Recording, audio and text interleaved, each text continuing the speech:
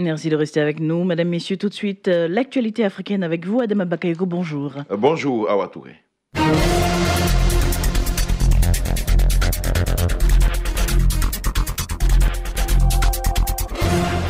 Bienvenue à l'actualité Afrique. On démarre au Nigeria. La situation sécuritaire se dégrade de jour en jour à la frontière avec le Cameroun, essentiellement dans l'état de Cross River, à l'extrême sud-est du pays. Mardi, une opération militaire a été lancée, appelée le Sourire du Crocodile 3. Elle doit durer 1 mois et vise à lutter contre le trafic d'armes et le recrutement de mercenaires par des indépendantistes camerounais, nous dit Sorosita. Augmentation des vols, kidnapping, trafic d'armes, les combats entre les deux régions anglophones du Cameroun ont des conséquences directes de l'autre côté de la frontière de l'état de Cross River. Les rapports font état d'une dégradation de la sécurité. Le commandement militaire a identifié environ 27 routes terrestres différentes à la frontière entre le Cameroun et le Nigeria. Il y a également une augmentation des cas de kidnapping. Les rapports indiquent également que les insurgés viennent recruter des combattants du Nigeria, majoritairement des jeunes gens qui servent de mercenaires pour la lutte sécessionniste camerounaise. L'opération militaire lancée doit durer 1 mois. Plus de 800 hommes ont été déployés dans l'état de Cross River, une grande majorité de militaires ainsi que des agents des services de l'immigration et des renseignements. Le président soudanais Omar el-Béchir a levé hier l'interdiction d'importer des produits d'Égypte imposée il y a 17 mois en raison de tensions entre les deux pays. Et cette décision intervient à l'occasion d'une visite officielle du président égyptien Abdel Fattah al-Sisi à Khartoum, la capitale soudanaise. Ange Kouadio.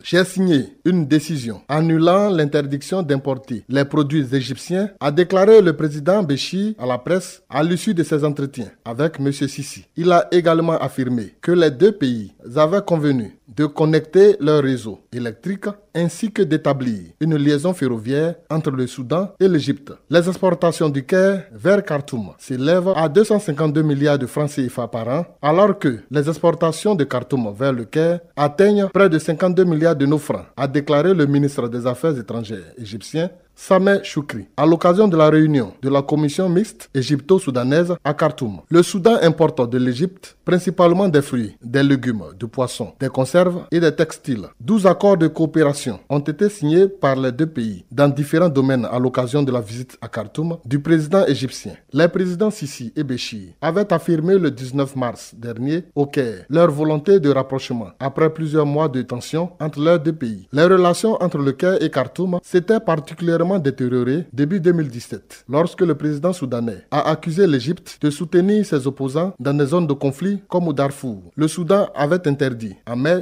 2017 l'importation de produits agricoles et animaliers d'Égypte. La souveraineté disputée sur le triangle de Al-Aïb, situé près de la mer Rouge, dans une région frontalière riche en minerais, est également source de ces désaccords.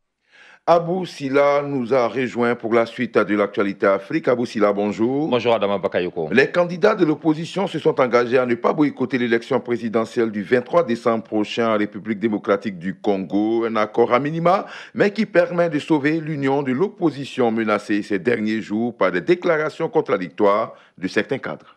Adama, l'accord trouvé hier jeudi en Afrique du Sud entre les candidats de l'opposition congolaise à la présidentielle, ceux retenus comme ceux retoqués, a permis d'aplanir les divergences. En apparence, en tout cas, c'est ce que nous dit le site de RFI.fr. Avec cette nouvelle déclaration commune, les 7 candidats de l'opposition ont réussi à maintenir un front commun en échange d'un rejet clair de l'option du boycott des élections du 23 décembre prochain. L'UDPS a accepté de continuer à demander le retrait de la machine à voter et le nettoyage du fichier électoral après des déclarations contradictoires ces derniers jours, vous l'avez dit. Et pour le fils du leader historique de l'opposition, Félix Tshisekedi, et celui qui était arrivé 3e en 2011, le candidat de l'UNC, Vital Kamerhe, il était crucial que l'opposition s'engage à ne pas boycotter le scrutin, les deux ayant été autorisés à concourir à la présidentielle. À l'inverse, pour le LMC de Jean-Pierre Bemba et la coalition de Moïse Katumbi, tous les deux retoqués. Il fallait à tout prix maintenir la pression pour avoir un scrutin le plus crédible possible, d'où l'exigence du retrait et de la très controversée machine à voter. Reste un point crucial à une nouvelle qui a une fois été soigneusement évitée, Adama, celui de la désignation d'un candidat unique de l'opposition. Plus d'un mois après la publication de la liste définitive des candidats, la décision sur l'identité de cette personne a été reportée au 15 novembre au plus tard. Et ce n'est pas tout à Boussila. Pendant que l'opposition resserre ses rangs, la cité d'Oïcha à nouveau endeuillée. La capitale du territoire de Béni, dans l'extrême est de la République démocratique du Congo, a été attaquée mercredi soir. Les autorités locales comptent au moins 3 morts, des habitants portés disparus, 7 maisons brûlées et des boutiques pillées. L'armée n'a pas confirmé ce bilan. Aujourd'hui matin, ce jeudi donc, des habitants d'Oïcha se sont mis en route vers les territoires voisins. Et on termine au Rwanda avec ce rebondissement dans le génocide rwandais. Mediapart vient de publier une vidéo qui accable l'armée française. Le site d'investigation Mediapart a rendu public hier, jeudi 25 octobre, une vidéo filmée par des militaires français durant les massacres de Bisséro et issue des archives audiovisuelles du ministère de la Défense. Il dénonce la passivité de l'armée française alors que plus d'un millier de Tutsis ont été méthodiquement assassinés par les milices Hutus lors de cet épisode très sombre du génocide rwandais entre le 27 et le 30 juin 1994. La scène filmée montre le patron des opérations spéciales françaises au Rwanda recevoir de l'un de ses subordonnés des informations sur les vidéos en cours, sur la violence en cours dans les collines de Bisséro. L'informateur va encore plus loin et affirme que les militaires français ont probablement eu pour guide un génocidaire Hutu Adama.